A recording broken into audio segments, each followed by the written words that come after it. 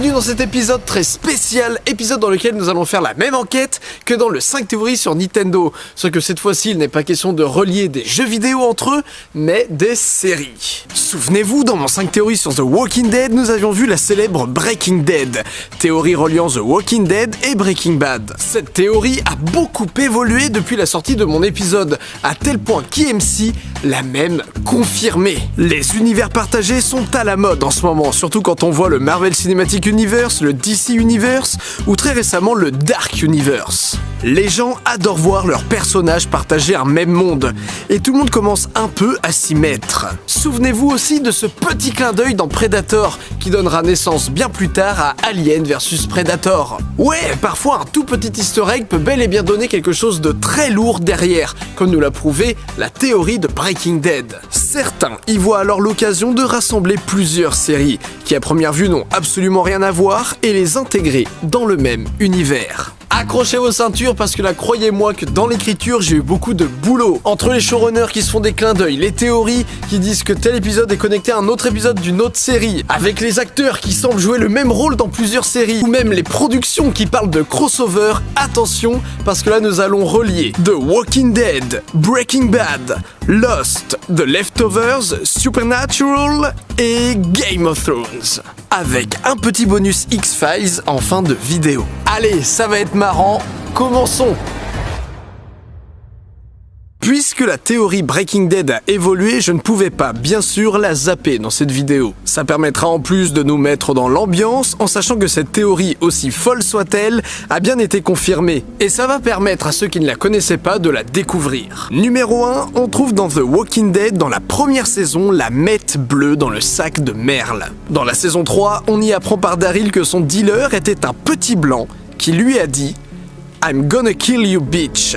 Jesse Pinkman étant, dans Breaking Bad, un dealer qu'on adore voir crier bitch dans la plupart des épisodes. Numéro 2, de nombreux éléments se retrouvent dans les deux séries, comme la machine à café, la Dodge ou encore la marque de cigarettes fictive Morley. Numéro 3, la mort de Gus. Il serait en réalité l'un des premiers cas de zombies dans cet univers. Il aurait goûté la fameuse meth bleue et nous aurions alors ici la preuve que cette drogue, fabriquée par un procédé secret par Walter, a des effets étranges sur la mort d'une personne. Évidemment, Gus ne se transforme pas en zombie, il mourra quelques secondes plus tard, mais la théorie voudrait qu'après la mort de Walt, certains, en voulant recopier sa recette, créeront plus tard l'épidémie de zombies qu'on a dans The Walking Dead. Numéro 4, dans la saison 3 de Fear the Walking Dead, et c'est à ce moment-là que le réalisateur a confirmé cette théorie, on entend passer la chanson d'Eisenberg. Cette chanson est une conséquence des actions de Walt et Jesse. Cette chanson n'a donc rien à faire dans une autre série,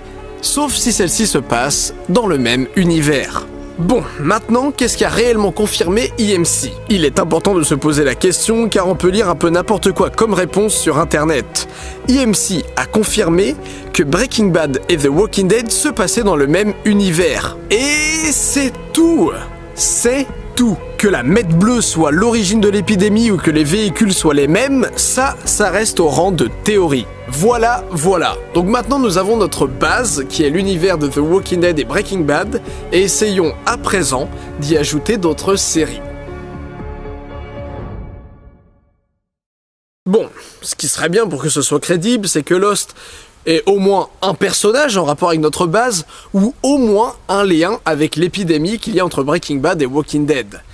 Eh bien, ça tombe bien, car dans cette théorie, nous avons les deux. Dans The Walking Dead, nous avons Joe, le chef des Claimers, qui était mécanicien avant la fin du monde. Dans Lost, Kate rencontrera un mécanicien qui l'aidera à enlever ses menottes. Ce mécanicien est joué par le même acteur. Est-il possible que ce soit le même personnage ? Eh bien selon cette théorie, il ne fait aucun doute. Mais comme je le disais tout à l'heure, nous avons aussi un lien avec la fin du monde dans Lost, et ce lien, c'est le projet Dharma. Le projet Dharma, c'est un complexe collectif de recherche à grande échelle, où tous les scientifiques et les libres penseurs du monde entier pouvaient venir poursuivre leurs expérimentations en météorologie, psychologie, parapsychologie, zoologie et électromagnétisme est social utopiste. Et s'il s'installe sur l'île, c'est pour modifier le résultat de l'équation de Valenzetti, résultat qui est de 4, 8, 15, 16, 23, 42. Le but du projet était d'utiliser la recherche scientifique pour manipuler l'environnement afin de modifier les facteurs fondamentaux de l'équation de Valenzetti pour changer le destin de l'espèce humaine. 4, 8, 15, 16, 23, 42 étant une date faisant référence à la fin de l'humanité, ce qui pourrait être la fin du monde que l'on voit dans The Walking Dead. Le projet Dharma est d'ailleurs financé par la fondation Enso, une compagnie qui recherche des méthodes pour préserver la vie humaine, comme si elle était persuadée que la fin du monde allait survenir très bientôt. Damon Lindelof, à la fois showrunner de Lost mais aussi de The Leftovers, aurait-il créé les deux séries dans le même univers ? Probablement l'interrogation la plus pertinente de cette vidéo. D'ailleurs, beaucoup estiment que Leftovers est bel et bien la suite de Lost, même si Lindelof refuse de répondre à cette question. Mais si Leftovers se passe bel et bien après Lost, alors nous pouvons l'ajouter à notre univers en construction. Premièrement, dans Lost, l'électromagnétisme et de la matière exotique permet à plusieurs reprises de faire voyager des êtres à travers le temps ou l'espace. Une énergie phénoménale se trouve partout sur Terre, concentrée en poches plus ou moins importantes. Dans The Leftovers, 2% de la population mondiale disparaît subitement, et des centres scientifiques pensent dans la saison 2 que les disparitions sont en rapport avec l'endroit où les personnes se trouvaient, et que si Nora avait été 3 mètres plus proche de ses enfants, elle aurait disparu avec eux. De plus, dans la saison 3, un groupe de scientifiques pense arriver à faire voyager un individu avec des radiations, là où les 2% ont été amenés. N'est-ce pas de la même manière que Desmond a voyagé dans le passé, mais aussi dans la réalité alternative de la saison 6 ? Mais d'ailleurs, parlons-en de cette réalité alternative appelée Flash Sideways, qui est le plus gros point commun entre les deux séries. Dans Lost, quand on meurt, on arrive en fait dans une réalité alternative de notre vie, où nos choix et relations seront différents. Dans Leftovers, Kevin se suicidera à plusieurs reprises pour aller dans ce monde alternatif, pour y retrouver Patty ou le ministre australien. Pour finir, Lindelof a dit que le plus gros mystère, mais aussi la réponse à la série, se trouvait dans le National Geographic de 1972, numéro dans lequel il y a un article sur une île mystérieuse et la civilisation minoenne. Si vous ne savez pas de quoi on parle là, eh bien en fait il s'agit d'une théorie comme quoi la disparition de l'Atlantide aurait détruit la civilisation minoenne. Or, le numéro date de 72, et c'est au début des années 70 dans Lost que le projet Dharma s'installe sur l'île, île sur laquelle on découvre de nombreuses structures d'anciennes civilisations. Le secret dans ce livre serait donc que Leftovers et Lost se passent dans le même univers. Pour revenir un peu plus généralement à notre grosse théorie, quand Tyrese meurt dans The Walking Dead, il aperçoit Lizzie et Micah vivantes qui lui disent que tout va bien maintenant. Et on entend Rick en animateur radio. Selon cette théorie, Tyrese entrerait en fait ici dans la réalité alternative de l'au-delà.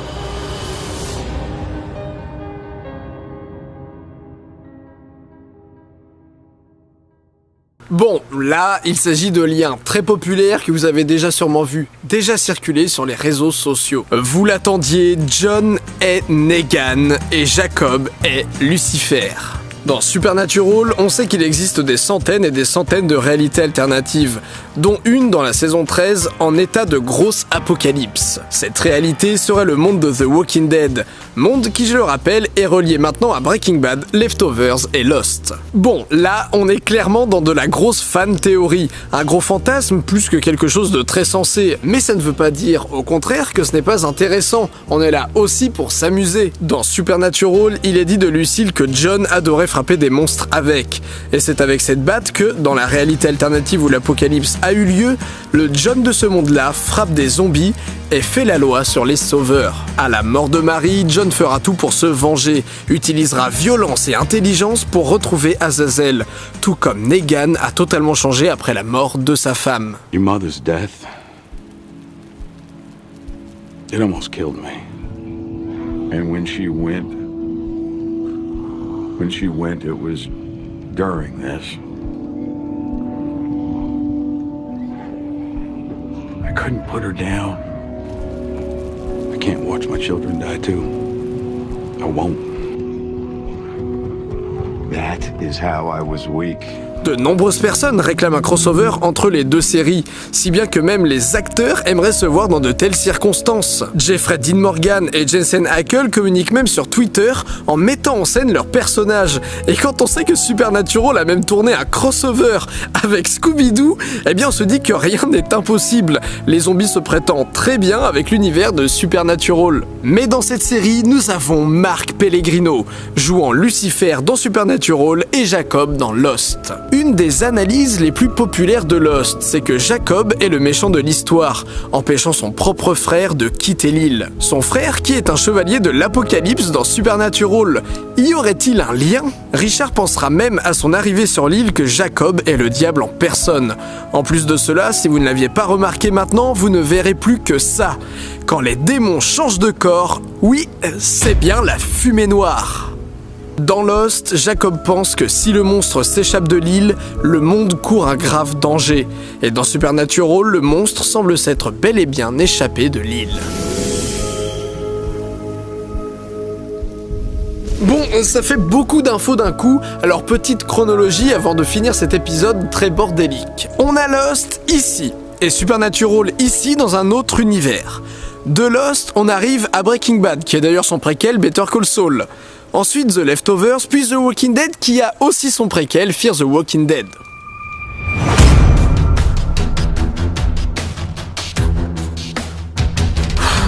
Allez, finissons-en. C'est parti. Game of Thrones se déroule dans un monde dans lequel nous connaissons 3 grands continents, Westeros, Essos et Sotorios. Il s'agit du No World, littéralement le monde connu. Westeros fut envahi par les premiers hommes, monde où jusque-là régnaient les enfants de la forêt. Mais d'où venaient ces premiers humains ? Eh bien selon cette théorie, du monde réel. Il y a des centaines d'années, des humains échouèrent sur cette parcelle du monde invisible aux yeux du reste du globe.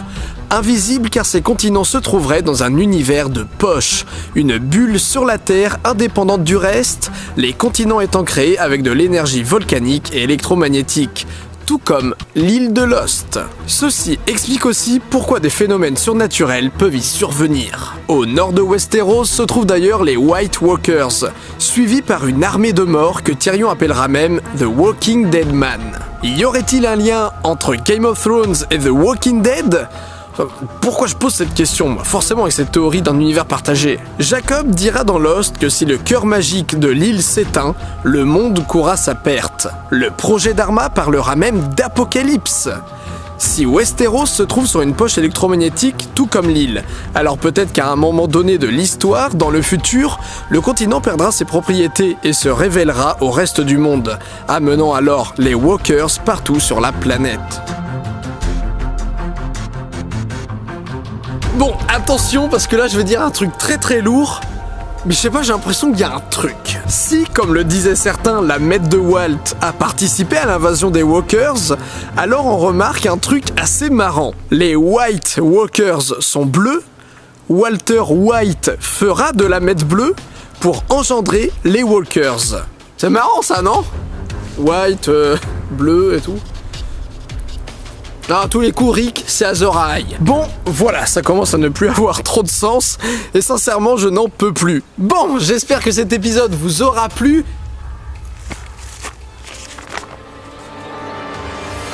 J'ai oublié X-Files.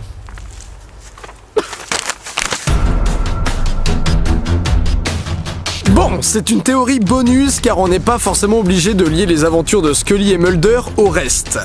Je vais être très rapide. Non mais vraiment très rapide. Allez, c'est parti. Andrea de The Walking Dead est dans X-Files. Elle dira même à Mulder que tout ne meurt pas, donc elle parle des Walkers. Hank de Breaking Bad est aussi dans X-Files, et ici un jeune Marshall. Probablement ses premiers pas avant d'être à la DEA. On voit d'ailleurs la banque de Mulder dans Breaking Bad, mais ça n'a pas de sens, car il y a trop d'acteurs jouant à la fois dans X-Files et Breaking Bad, et ça casse tout, car ce n'est plus du tout possible. Et dans Supernatural, il parle de Mulder, alors peut-être que c'est possible, mais en fait non, pas du tout. Enfin si, peut-être, je sais pas, parce que dans Supernatural, il regarde Game of Thrones, alors ça n'a plus aucun sens.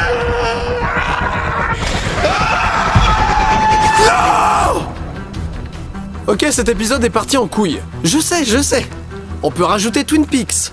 On peut rajouter Westworld. Et je pense que si on y met du cœur, on peut même rajouter Pingu. Mais stop. Ce que je voulais montrer avec cette vidéo, c'est qu'il est parfois très très cool. de vouloir lier certaines œuvres entre elles, très amusant même. Mais à vouloir trop creuser tout ça, on brise soi-même l'univers qu'on est en train d'établir. Ouais, des fois je fais des petites morales comme ça dans mes vidéos, quand ça me prend. Bon, j'ai rien oublié, je vous ai tout dit. Eh bien moi écoutez, je pars me coucher. Vous connaissez la routine, le Tipeee, le Facebook, le Twitter, le partage, le pouce bleu et tout ça. Bon, la prochaine fois on parle d'un truc un peu plus crédible, ok? Et peut-être moins amusant, mais bon. Voilà. Et d'ailleurs, pour tous ceux qui arrêtent pas de me dire « Oh, c'est quoi les musiques et tout ?» Ben là, c'est affiché, ok? Et c'est affiché à chaque épisode, alors arrêtez de me demander quelles sont les musiques utilisées. En plus, elles sont dans l'ordre dans l'ordre, voilà. Allez, bisous.